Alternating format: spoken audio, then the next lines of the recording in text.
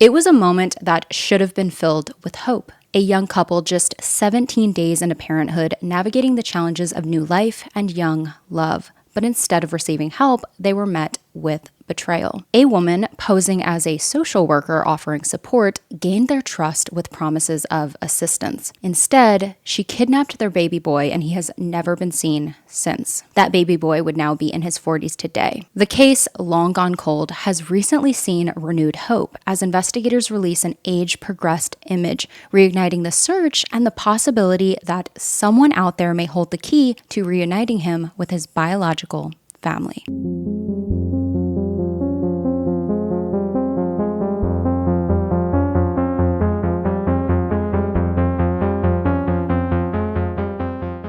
Hi everybody, welcome back to my channel, and if you're new here, hello, my name is Gabby and welcome. If you've never been here before, never watched any of my videos, have no idea what I do, I cover true crime cases, and all of the cases that I cover are a little bit older. They're all basically 20 years or older, so if that's something that you might be interested in, maybe go down below, click the subscribe button, and also make sure to turn on the post notifications to be notified every time that I upload. So recently I was on Facebook and I saw this case going around. A bunch of advocates were posting about it, and that's due to the fact that there has been some recent updates in it, and investigators and family are hoping to get this new information out there even more. As many of you know, if there is a cold case out there, and I'm aware of it, where people who care about the case deeply are wanting more people to talk about it, to hopefully get somewhere new in the case after many, many years, most often decades, I'm always going to try to help the best that I can. Before we get into the case though, I do have to give a shout out to today's sponsor, which is a company that I always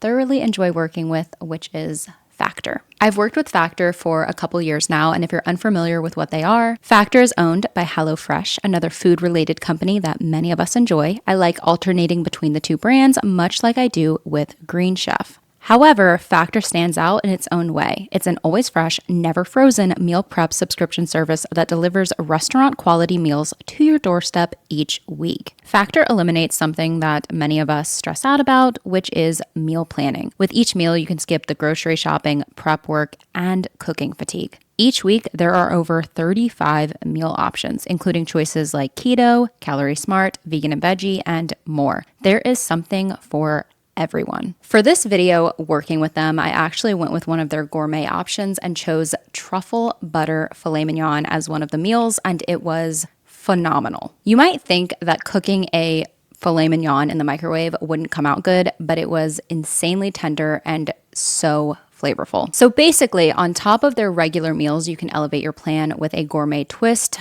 when a craving hits. If you want to try Factor yourself, head to factor75.com or click the link below and use code 50gabulosis to get 50% off plus free shipping on your first Factor box. That's code 50gabulosis at factor75.com to get 50% off plus free shipping on your first box. Thank you, Factor, yet again for sponsoring another one of my videos. This sponsor is giving me the means to donate a little bit to the National Center for Missing and Exploited Children, which is the foundation that is helping push today's case even more with their most recent efforts to help finding this missing boy. Now, of course, like I said before at the beginning of this video, a grown man, because it's been 45 years. With all of that being said, let's get right into it.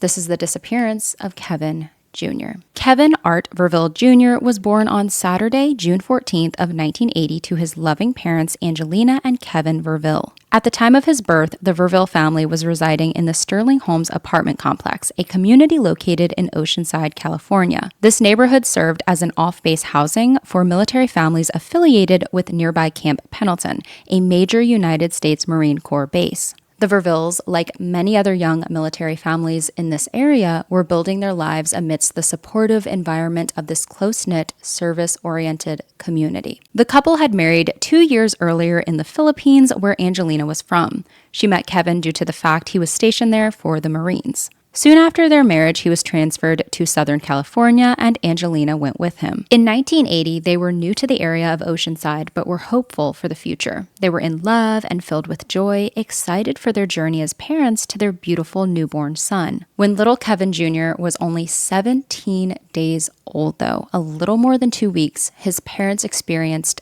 any parent's worst nightmare. On Monday, June 30th, the Vervilles got a knock on their front door.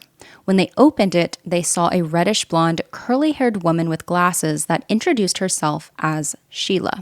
She seemed to be pregnant at this time or possibly had a recent miscarriage. Sheila explained that she was a social worker and that she was there from a group called HELP, H-E-L-P, all capital letters.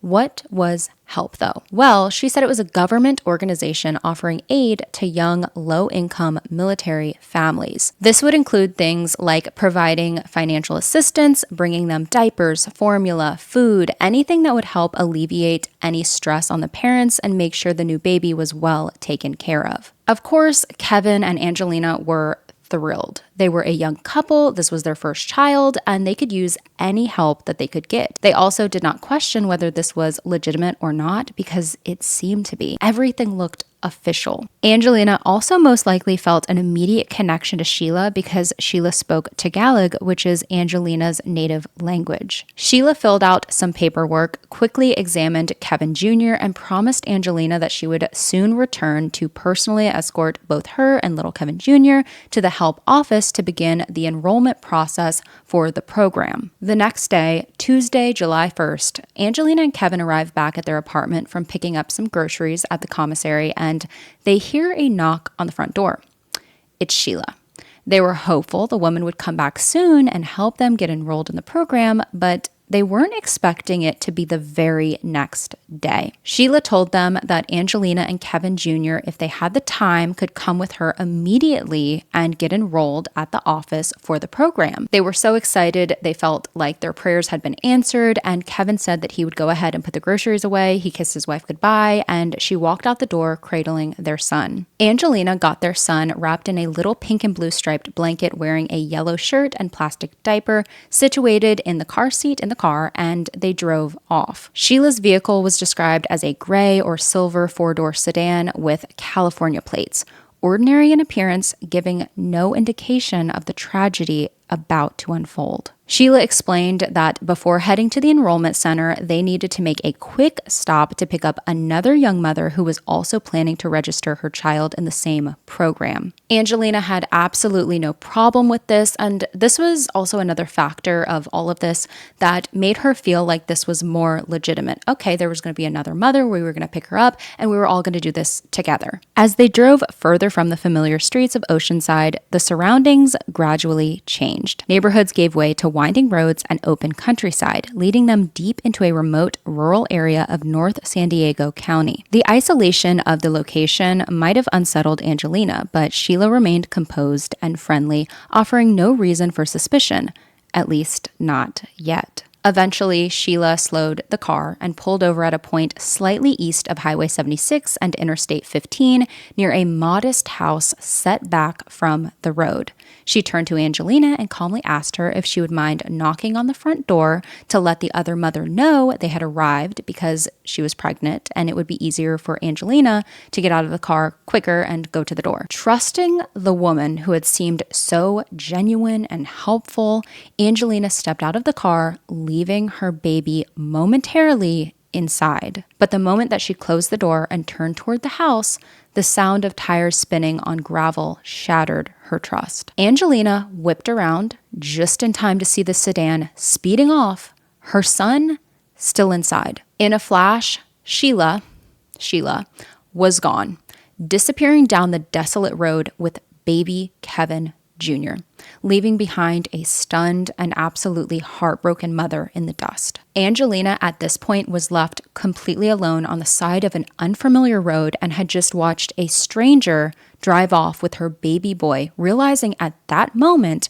that Sheila, whose name most likely wasn't Sheila, did not work for a government organization. To put it in simplest terms, she realized at that moment this woman was a kidnapper. Angelina managed to eventually, thankfully, get home safe, informed her husband of what happened, and called local authorities to report her son missing. Oceanside police, as well as investigators at Camp Pendleton, were put on the case. Angelina and Kevin Sr. were also extremely worried for their son because at that time of his abduction, he had been recovering from a mild case of jaundice. Jaundice occurs when the skin or the whites of the eyes develop a yellow tint.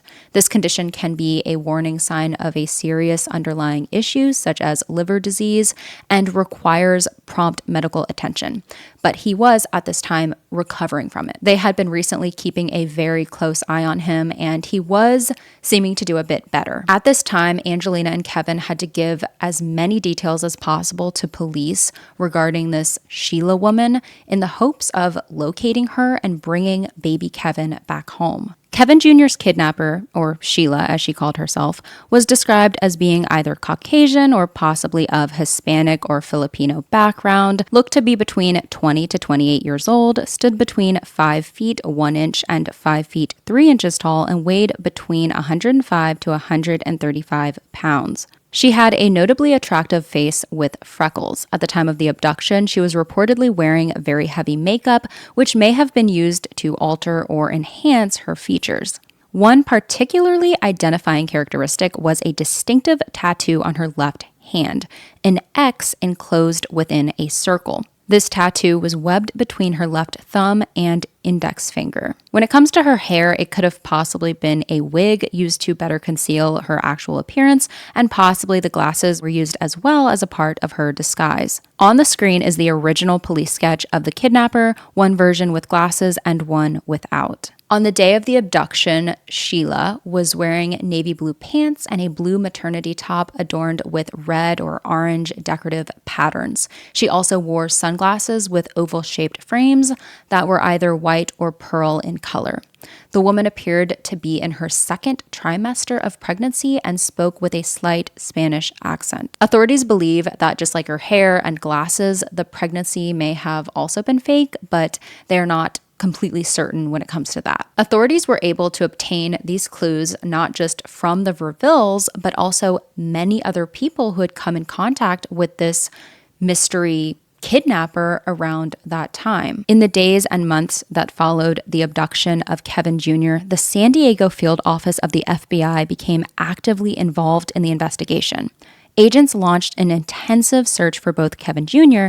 and the unidentified woman who had taken him. As the investigation progressed, authorities uncovered that the woman known as Sheila had spent several days in the Sterling Homes apartment complex prior to the abduction. During that time, she had spoken with numerous residents, often asking questions and engaging in seemingly casual conversations. Investigators now believe that she had been deliberately scouting the area, searching for a baby who matched specific criteria, reportedly an infant under 6 months old and of part Filipino heritage. This chilling detail suggests that the kidnapping was not a spontaneous act, but a calculated plan carried out with disturbing intent. Now, I'm sure at this point in the video, many of you are probably wondering, was HELP even real, the group that Sheila stated she was from? Well, yes, Project HELP was indeed a legitimate organization. However, none of its staff members had any record of or familiarity with a woman named Sheila, nor did anyone recall seeing someone matching her description. As I'm sure many of you are already assuming, the first few months after Kevin Jr.'s abduction were absolutely devastating for Kevin and Angelina. At the 6-month point of this case, Kevin Sr. told the Daily Times Advocate, "We think about the baby a lot and wonder what the baby would be like now. I wonder how big he is, how he's doing, whether he's crawling yet, and what he's crawling on." Going on to say, "We try to put it out of our mind, but it's still a frustrating feeling, especially when we see other babies and we compare to ours. Whenever we go shopping or something, there's always other babies." Kevin stated that he believed the FBI was doing all they could to locate his son, but their hands were tied. The FBI at this time in the case was leaning toward the theory that possibly the unknown woman stole their baby because she had recently lost one herself, and Kevin said that he believed this was a strong possibility. Kevin said that there were people that brought forward the idea that possibly she sold Kevin Jr., and this theory was a bit shocking to Angelina and Kevin. They had never really thought of this before someone brought it up to them. Angelina told the paper that she just couldn't believe that something like this had happened to them. The article that I mentioned is truly so heartbreaking, and it did make me tear up because Kevin explains that his wife was always so lonely at home by herself while he was at work, but when they had the baby, he would come home and she would just be so happy because she was a mother and had this little bundle of joy to spend time with and care for. And then after he was abducted, she's back to the way that she was before. But now, of course, so much sadder because her newborn was taken away from her before she even had the time to spend a month with him. She doesn't just have to suffer through his absence, but also the soul crushing thought that something bad could have happened to him. At this 6-month mark, they were hopeful though. They thought that he was still alive. They were thinking that maybe they would get him back. They still had his bassinet and all his clothing, but they said that, of course, if they did get him back, they would have to buy new clothes because babies grow so fast. This case, though, grew cold very fast, and Angelina and Kevin Verville didn't get to buy larger baby clothes for little Kevin Jr. They didn't get to buy clothes for him as a toddler, child, or teenager. They never saw him again, and authorities have never been able to track down this woman who took their baby away from them. Months gradually turned into years, and years stretched into decades. Yet, the mystery surrounding baby Kevin's disappearance remained unresolved. Occasionally, the case would resurface in the public eye, perhaps sparked by a news feature, a true crime video, or a social media campaign, briefly reigniting hope that a new lead might finally bring answers. But time and time again, only a handful of tips would trickle in, none of them substantial enough to move the investigation forward. Each renewed wave of attention, followed by another dead end, brought fresh waves of heartache and frustration for Kevin Jr.'s parents. Angelina and Kevin said that it would be hard to have another baby one day after losing their first in the way that they did, but they did go on to have a daughter, Angelica, and Angelica is currently advocating for her missing older brother. She's, of course, never had the privilege of meeting him, but she's heard stories her entire life, and she wants more than anything to reunite her parents with him and finally meet him herself to eventually just solve this mystery. She learned more about her brother's case, and she also spoke to people at the National Center for Missing and Exploited Children, a private nonprofit organization founded in 1984 whose mission is to help find missing children, reduce child sexual exploitation, and prevent child victimization. Now, one person that she was put in contact with for her brother's case is someone that we've spoken about before here on my channel, which is Director of Communications at the National Center for Missing and Exploited Children, Angeline Hartman. Angeline Hartman is somebody that I have so much respect for. She does incredible work, and she truly cares so much for victims. The main case here on my channel where we discussed her for was the case of William Deshaun Hamilton. I'm sure a lot of you remember that case. He was known as Dennis or Clifton John Doe until his identification in June of 2022. I did 2 videos here on my channel regarding his case, one covering the case information, his identification, and the arrest of his mother, and the second one covering her convictions. Both I will link down below in the description of today's video if you do want to go check those out. Angeline has also been an advocate for Kevin Jr., even accompanying Kevin Sr. and Angelica for their recent public interviews regarding the case. This case, 45 years old, is finally being pushed back into the public eye, and the main thing helping that is an age progression photo. Forensic artists at the National Center for Missing and Exploited Children have recently created, based off of family photos, an age progression of Kevin Jr., of what he could possibly look like today. As Angeline Hartman told CBS 8 San Diego, though, do keep in mind that this isn't an exact image. It's simply supposed to spark recognition. This photo was released to the public officially during a press conference held on June 10th of this year. I will have the full press conference linked down below in the description of this video. We strongly believe that Kevin Jr. is still out there, alive, and may not know his real identity. The goal right now in this case is to get this image out there and get people talking about this case again. Both Kevin Sr. and Angelina are still alive today, but sadly, Angelina suffered from a stroke some time ago, and Angelica is her caretaker, her full-time caretaker, and Angelina can no longer speak, but she was brought to tears seeing this photo of what her missing son may look like in the year of 2025 if he is still alive out there somewhere. I do have to mention this factor because it's something that is so heartbreaking, but it happens with so many parents of children who have been lost in very tragic ways, whether that's going missing or having their life taken. But Kevin and Angelina did go through a divorce many years ago, but they do still have that bond and connection when it comes to their son. They just want to know above all that he is okay, that yes, they did lose 45 years with him. This should have never happened. This woman should have never taken their baby from them. But at the end of the day, if he did live and no one took his life, at least there is that. The FBI is also currently offering a reward of $10,000 for information that leads to the whereabouts of Kevin Jr. or results in the arrest of the individual responsible for his abduction. I know that there are people out there who might look at this case and say, it's been 45 years. Either something happened to him or he's alive out there and he's doing well, so let's just leave him alone. And I do not think that that is the way to look at this case, because we do not know where he is, if he is alive out there, where he is in his life. Maybe he is aware that the family he grew up with is not his biological family, and maybe he is searching for them.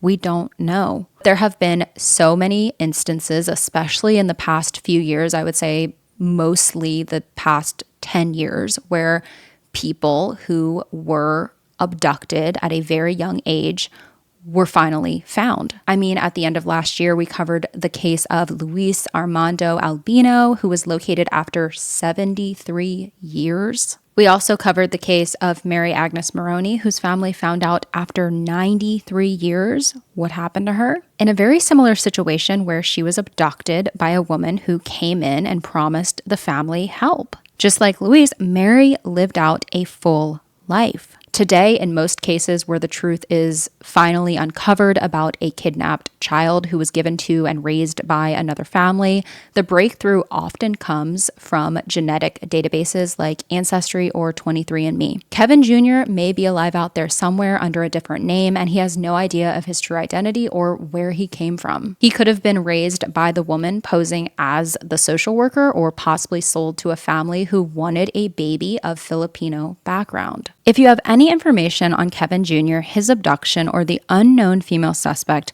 please call the National Center for Missing and Exploited Children at 1-800-THE-LOST, which is 1-800-843-5678. You can also contact the FBI at 1-800-225-5324 or visit tips.fbi.gov. Remember that there is also a $10,000 reward for the whereabouts of Kevin Jr. or an arrest of his kidnapper. Truly, there are so many routes that one could take when theorizing what happened to Kevin Jr., but really all we can do is sit and respect the family's wishes, and their wish is to find out what happened to him. When it comes to a situation where a woman was posing as a social worker, I just cannot sit here and say that I believe that he was abducted for something to be done to him. Kevin Jr. right now, if alive, is a 45-year-old man, most likely living under a different name. The state he is living in is unknown. The country he's living in is unknown, but he could be somebody that one of us just saw recently and we didn't know his actual story. I hope, though, that I can come back on my channel like so many other cases that I've covered and do an update, and for it to be a positive update, and that he is reunited with his parents and he can finally meet his sister. For now, though, that is the disappearance case of Kevin Jr. If there are any other cases that you possibly want me to cover here on my channel, make sure to send those requests over to gabulosiscaserequests@gmail.com. With all of that being said, I hope that you all have an amazing rest of your day wherever you are. Stay safe like always, and I will hopefully see you in the next one. Bye. Wait, before you go, I do have to say something, and that is that you all are absolutely incredible. And the community that I have here on YouTube is one of my favorite things that I've ever had in my life. It is one of the most precious things that I've ever experienced. I don't say it enough because I wish that I could say it in every single video, but I know that it would get repetitive. But all I want to do in this life is do good in some way. And I feel like that is what we are doing. In my last video here on my channel covering the case of Kiana Arnold, who was formerly known as Wanda Jane Doe, I mentioned, of course, the fundraiser, the GoFundMe that her family put together to afford a memorial for her and a proper headstone with her actual name on it. At the time that I donated, they were at $300, and right now we've raised about $3,000, and her family is going to be able to give her a beautiful memorial and headstone, and that's kind of what it's all about. But I just wanted to say this huge thank you because I care so much about the cases that I cover, and to know that I have an entire community of people that do as well, it just makes my entire life. So again, thank you, and I will keep you all updated regarding her case and her headstone and memorial, and yeah, I will hopefully see you in the next one.